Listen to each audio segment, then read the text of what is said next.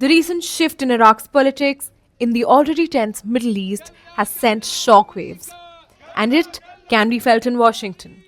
Despite direct warnings from US President Donald Trump, including threats to cut American support, Iraq's powerful Shiite alliance has reaffirmed support for former Prime Minister Nouri al Maliki.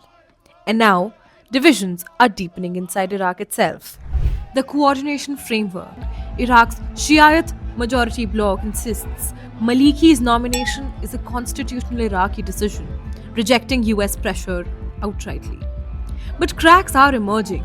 Key political factions within the small alliance are boycotting meetings, warning that backing Maliki could destabilize Iraq once again. Meanwhile, pro Iran groups have doubled down, dismissing US threats as interference and standing firmly behind Maliki. So, why is Washington reacting so sharply? Why does the possible return of one man trigger such strong warnings from the United States? To understand that, we need to go back to Maliki's time in power and two choices that shaped modern Iraq.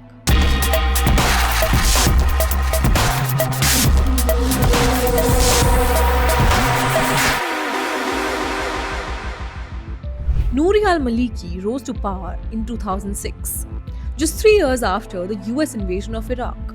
A Shiite politician who spent years in exile under Saddam Hussein, Maliki was initially seen as someone who could stabilize a fractured nation. Instead, his leadership would go on to define one of Iraq's most turbulent eras. Over time, Maliki centralized power, sidelining Sunni and Kurdish rivals, tightening control over security forces, and governing through sectarian politics. Critics say this deepened divisions, weakened institutions, and fueled resentment across Iraq. Washington, once a cautious supporter, grew increasingly uncomfortable with Maliki's authoritarian style. Then came 2014.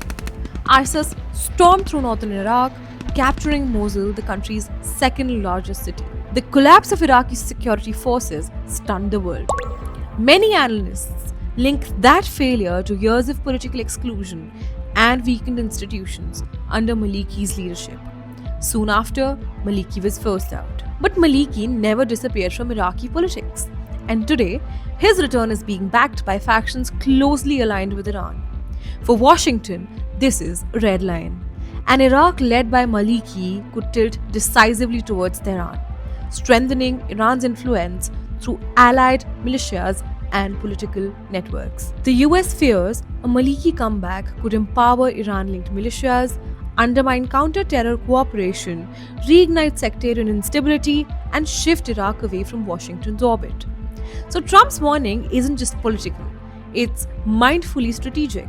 So Iraq now stands at a crossroads. On one side, sovereignty and domestic political choice. On the other, intense pressure from global powers competing for influence. Who Iraq chooses next will shape not just Baghdad's future, but the balance of power across the Middle East. So why is the US against Maliki? Because the history matters. And in the Middle East, the past clearly never really stays in the past.